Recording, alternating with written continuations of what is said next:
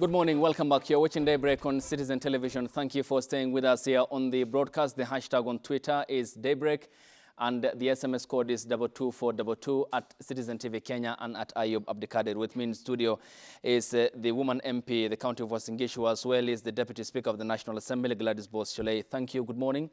Your time is appreciated. And Senator Dan Manzo from the County of Makueni is also here with us. Thank you, Mushimo, for coming. All appreciated. Your company is worthy. In a short while, we'll be joined by the Dagoretti North Member of Parliament, Beatrice Alachi, who will be here with us as we take stock of the developments in the country. And we'll be, of course, talking about the state of the Judiciary Annual Report launched on Friday last week by the Chief Justice, Martha Koome, also attended by President William Ruto and his Deputy Rigathi Gachagua, who pledged to cooperate with the judiciary and said that the third arm of the government plays a critical role in our democratic dispensation. We'll be getting sound bites of the CJ. But first, let's begin with the front page of the Daily Nation. And the headline says, counties paid 35 billion Kenya shillings to ghost workers. The case of the counties also enumerated include Vihiga, Mombasa, Bomet, Migori, Nandi, Lamu, Nairobi, and Nyamira. Ghosts have haunted counties 9 years after the devolved system of governance and 12 years since the promulgation of the 2010 Constitution or Katiba 2010. May I begin with you, Honorable Dan Manzo? When you look or flip through the reports by the Auditor General, as is the case here, with at least 25 governors who have pledged to audit staff and exercise ghost workers, I mean, it isn't a healthy signal out of what we have decided, isn't it, to only devolve power from the center to have power at the bottom and empower our economy from the bottom, and given that this is a very damning report from the Auditor General? Well, yes, the reason why this has happened is that a lot of times governors or politicians want to hire to please those who, assisted them with the campaigns and out of pressure, from voters, so that you can accommodate a few people here and there. You saw what the governor for Kisii tried to do. He says, I want to know how many drivers I have and what car you drive. And some people were found to have been paid for a long time. They never drove any car. They never went to work, yet they were on the payslip. The whole idea of devolution was to have more development going to the counties. And counties cannot be employment bureaus. Counties have a lot of work to do. They must have sufficient employees. But at the same time, we must have more development money. There are percentages it cannot exceed. And I believe it is not only these counties. Every county has a malpractice of this nature. And it's a high time the counties moved with the people. The people understood that the counties cannot hire everybody. And you cannot be hired for a job you are not doing. You are a driver who never drives. You take 15,000, 20,000 shillings every month, yet you don't work, and many other posts within the counties where the people don't work at all. So that you find a few employees of the counties are working, and majority are idlers, or they are ghost workers. I think it's something which must be cleaned up, but still we must look for solutions for work for the youths and the unemployed. There are so many. We really, the SME sector has to come up. We must create employment. We have this perception in Kenya that one must be employed. The main idea is to create more opportunities for people to do business, for people to be self-employed. Then that will reduce the pressure from the counties and from the government, from hiring. The government cannot hire everybody. The counties cannot hire everybody. Otherwise, we only pay these employees with the taxes we collect. And the main idea is to have a proper percentage for development and a sufficient percentage for making sure that the employees of the county are able to perform the duties of the county, of developing the county and of building the county. Okay. Honorable Manzo, then you sit in a house that is more or less seen as the guardrail of the devolved system of governance. You talked about corruption. I'm sure there is a dark past to the prosecution of corruption in this country. We'll come to the criminal justice system, the investigation process, how the courts have dealt with these cases. But what needs to be done then? Because we gave ourselves this constitution that gave us the devolved system of governance, and it seems that we have devolved corruption from the top. Now it's in the counties, and the expenditure over that period is 35,725,509,000 540 Kenya shillings. And I mean, this is mind-boggling, isn't it?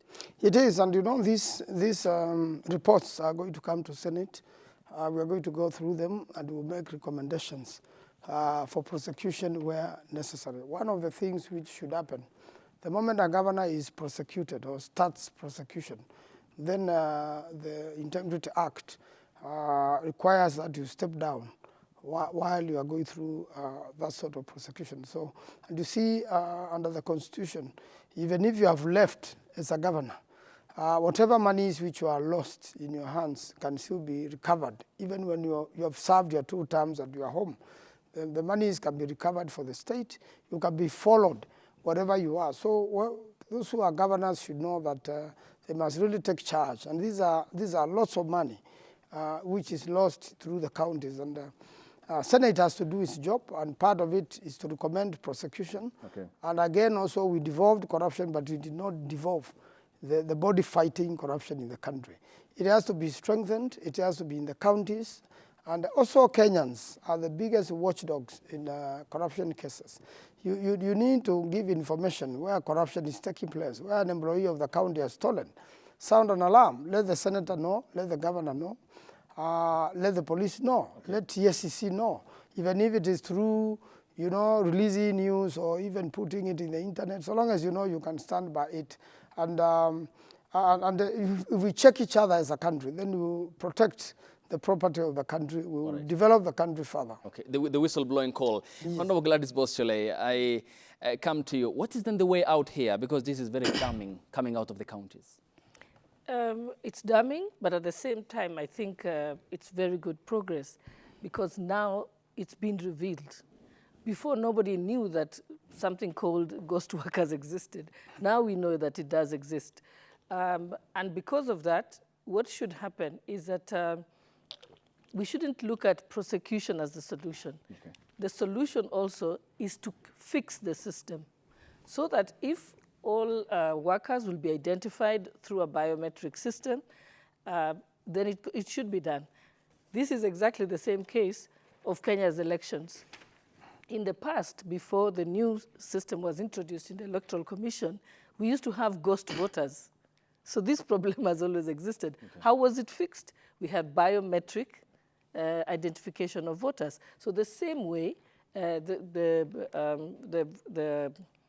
counties should be able to go. So ESCC should be recommending, and the Auditor General should be recommending that a certain system be, a foolproof system, be implemented in all the counties. Okay. So that we stop the leakage immediately.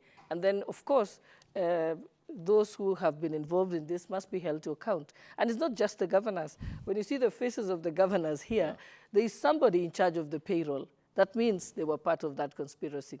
There is somebody in the accounts department who knows about, who must have known about this. There is someone who authorizes the payment to go through the IFMIS system. They must know about it. So it's an entire chain, actually. There must be at least 12 other people who knew about this. It can't only have been the governor. So it's a network? It's a network, yes, yes. Because the governor doesn't key in, he most likely doesn't have a IFMIS password. He doesn't have, he's not the one who manages the payroll. There is somebody in charge of human resources in each county that manages the payroll. Okay. There is someone who keys in the names and identity cards of every single person who gets paid. There's someone who has a list of all the accounts where the monies are paid into. They're identifiable. The banks are even known. These can be printed out from the National Treasury using the IFMIS system. Okay. Honorable Gladys, when you call for biometric audit of all biometric systems to be put in place across the devolved units, in 2014, a biometric audit weeded out 12,000 ghost workers across the counties. 8 years later, again, it's a deja vu altogether. It seems a perpetual continuity of the same problem. Where is the solution then? No, you see, I'm recommending a system. I'm not recommending an event, which is an audit. An audit is an event. Okay. So you do it for a certain period. You discover there's 12,000 ghost workers. Then after you announce it, that the story ends there. The issue is to put in a system so that it is impossible for these ghost workers to enter the system. So it's the system, it's continuous, it's foolproof. Okay. You don't do it just once.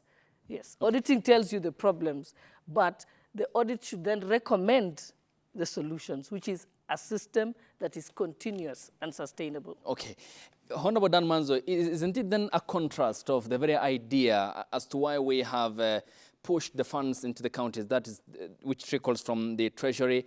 And when you have such reports by the Auditor General, 35 billion is a colossal amount of money, and by the 10-year tenure of President Uhuru Kenyatta before he retired, 2.4 trillion Kenya shillings was pumped into the counties. And talking of corruption, it again is at the forefront. Then isn't it the very opposite idea of why we have this system of governance? And how will the Senate come in handy here in terms of checking as to the excesses of the embezzlement across the counties as we are witnessing? You know, there are two levels of checking the county. The first level is a county assembly, and the second level is Senate dealing with audited reports. And what Senate does after their audited reports is to make recommendations, and the recommendations are implemented either by DCI or ESCC or the DPP's office. I believe we have to refine this. You know that 5 billion lost, stolen, carelessly handled is enough money to do a lot of development. You'll be surprised. For the last 10 years, the CDF has more projects you can see in the village than the county governments. Obviously, the county governments are very useful, and they have done something which was not done in the previous years, and probably without them, that would not have been done. But at the same time, there has been seepage of funds. And I believe it's a high time now as Senate we took action. Part of this mismanagement amounts to breach of the Constitution. Okay. And can see, you know, a governor impeached, originated from the county assembly and confirmed by the Senate. So I think governors should really take responsibility together with their staff. And wherever this problem has been found, somebody must be held accountable.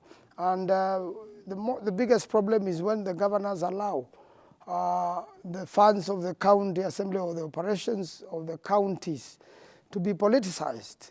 I can assure you these employees hired as you know, without doing much at all, getting a salary and you are busy doing your other businesses elsewhere, is out of political pressure. No due diligence, no meritocracy? Mostly it's political pressure. So that you are pressured by the people who are in your campaign, you are pressured by campaign supporters, you are pressured by the MCS, and everybody wants their relative hired. Well, why would then the governor in that county, who is more or less the chief executive officer, subdue to these challenges? I mean, the former governor of the county that you represent in the Senate stood his ground amid the pressure from the MCS, even up to an extent of calling for the dissolution of the county for fresh elections. Yes, and I have got even a more firm governor now who understands the processes, having been a senator in Makueni. But the former governor, Professor Kivutha Kibwana, tried very much to block that sort of thing. But still, he did not succeed. He still bore into political pressure somehow. He still hired politically. He still hired family members or friends. You know, this is something we must have a system whereby whoever is hired in the county qualifies to be there, first of all, by qualification, and as the necessary papers. Thank you. And there are systems to make sure they do their job. And where there are ghost workers, they are pulled out. So that, and some of these problems were also inherited with counties, the former county council. Yeah, the county councils. Some of these problems were inherited from the county councils. And remember, there was a time, there was a process of naturalizing those who came from the county councils to become hired in the county governments. So it's something which is historical and has been running over a long time. Okay. So we believe it will also take time to sort out, but governors must take charge of the counties for now. Otherwise, be accountable. Thank you. Let's now shift gears. Honorable Gladys Bostole, the front page of the Standard newspaper, says truth on the standard gauge railway billions. That story is on the front page of the Standard newspaper and further highlighted on pages 4, 5, and 6. It says, as the government pledges to extend the standard gauge railway to Kisumu County and eventually in Malaba, the controversy around the initial work seems to be here to stay. A peek through the contract between Kenya and China to construct the railway, says the paper, shows the country could have sold its soul. And this as Kipchumba Murkomen made public the SGR contract, and the previous administration had refuted to make the details of the agreement public despite the High Court issuing an order and the promise made by President Uhuru Kenyatta in December 2018 with a caucus of journalists who were talking to him at State House in the county of Mombasa. Honorable Gladys Bosile, accountability or more or less a political pledge fulfilled? Yes, I think this was actually it was ordered by the court that that this particular contract must be made public. The previous government defied that order. I mean, today the CS for Transport, Murkomen, has actually made good that particular order to make public this particular document. I've just scanned through it, and I haven't read it in great detail, but as a lawyer, the first thing you check is if there is a dispute, where do you go to? And it has actually shown that the dispute will be resolved in Beijing. It will apply Chinese law. It's skewed. It's quite skewed against Kenya. And I'm glad that it's been made public, because then it can allow Kenyans to interrogate it, relook at it, and be able to know that Kenya has a right to declare a dispute and have it rewritten. Okay. Yes, and then also it also informs future agreements. Hence the reason why it's very important to make agreements public. Because when agreements are made public, then Kenyans can, when there's public participation, we can say, no, why Chinese law and why not Kenyan law? We should be able to ask, why is the dispute, the venue for the dispute Beijing and not in Kenya? So those are some of the questions that we should be able to ask. If you look at it, the previous regime was actually protected from having to deal with this particular loan. Remember, there was a 7-year grace period, which means the repayment just kicked in recently, and therefore it is this regime that is starting to pay, because previously they were just paying the principal without the interest. So now it is something that must be dealt with. Okay. As good as the SGR is for the country, we must ask ourselves the strict questions. Was this value for money? And is Kenya able to pay? Okay. Honorable Dan Manzo, do you read transparency in it, or more or less? Because Honorable Gladys Bose argues that this will be largely paid by the present government of President William Ruto, and this made public by CS Kipchumba Murkomen. Given that it comes at a time when the government is calling for austerity, cutting down on unnecessary expenditure, including office furnitures and traveling or outside traveling, in cases of cutting down on the numbers of dignitaries representing government who will be flying out of the country. Do you read transparency in it, or is it a case of the CS fulfilling a campaign pledge that they made, and more or less, which is I mean, the opposition they had with the previous regime, especially the president? It was not a campaign pledge. It was a requirement. By a high court order, but then again made, yes. but then and again, a requirement of the law. But then again promised during the campaigns by the president to make it clear. Yes, go ahead, Honorable Manzo. Yes, it was promised during the campaign, and this was part of the Vision 2030, flagship projects, and they were planned a long time ago. Unfortunately, the Chinese have been very smart. Every time they did this contract, they made sure they were skilled and really protect the application. And I'll tell you, I have an experience with the Thwake Dam project. It's also being implemented by a Chinese company called Gezuba. And the similar way, in a similar matter. And recently they got sued by one of the local companies, and when the matter went to court, we tried to invoke that particular provision that this has to be settled elsewhere. Okay. And remember, there is a language barrier, interpretations and many things, and the Chinese law is inapplicable, and also Kenyan law. Chinese law is applicable and Kenyan law is applicable. But the High Court here decided, no, we're going to proceed with this matter and dispense it. So let everybody do their paperwork. There was a preliminary objection that this should be heard and determined in Beijing or in China. And so in the first place, you wonder why the Attorney General and the Minister of Foreign Affairs and Treasury will agree to a contract of this nature, which automatically disadvantages the country. But at the same time, the Chinese are also looking for justice. They don't want to come and do a lot of work here, and then Kenya refuses to pay. And then they have nowhere to go. They have no way to sort it out. But I believe it has been a positive thing. And the SGR managed properly will gain this country in a big way. So I think we should look at the benefit.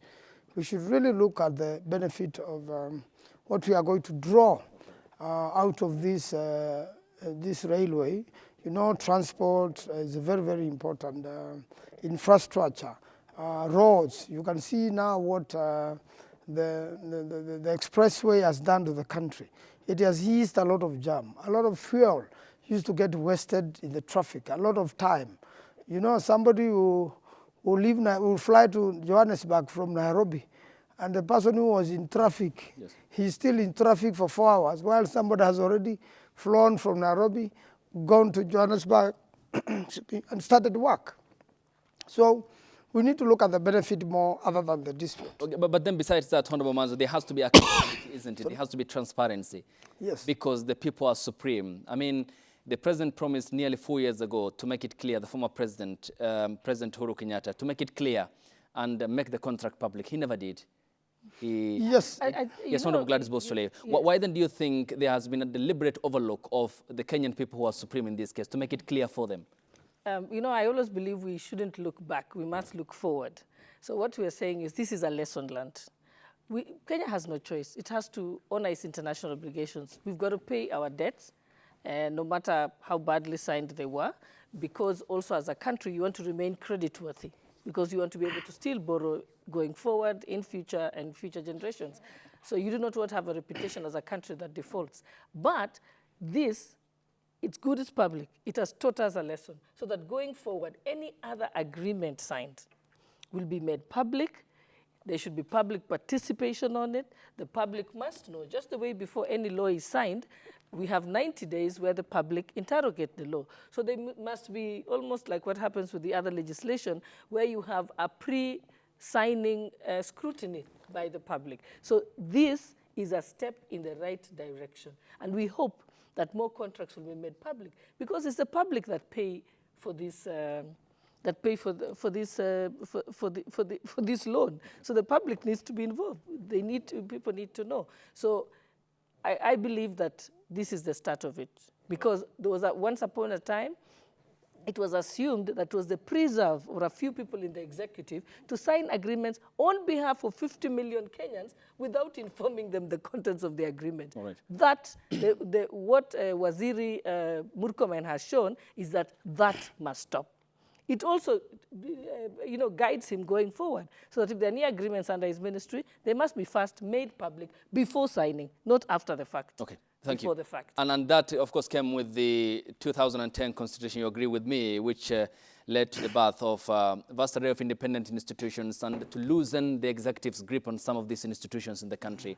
Honorable Beatrice Alachi is the Member of Parliament, Dagoretti North constituency. Thank you for your time. Good morning. And when we get back from the break, I'll seek your account first, because we'll be shifting our attention to the most important aspect of the event, which happened at the Supreme Court of Kenya, where the Chief Justice Martha Koome launched the State of the Judiciary annual report, also attended by President William Ruto and his deputy Rigathi Gachagua, who pledged adherence to court orders and the sacrosanct principle of good governance and constitutionalism, underscoring that this is a government that will be shifting, or there will be a paradigm shift away from the previous regime, and the court orders will be discussing that and much more, including the independence of the judiciary and what the CJ Martha Koome said about the ruling by the Supreme Court on the presidential election petition 2022, on her wordings and the vocabulary. The hashtag on Twitter is Daybreak. The SMS code is 22422 at Citizen TV Kenya, at Ayub Abdikadir. When we get back from the break, we discuss the state of justice in Kenya. Stay tuned.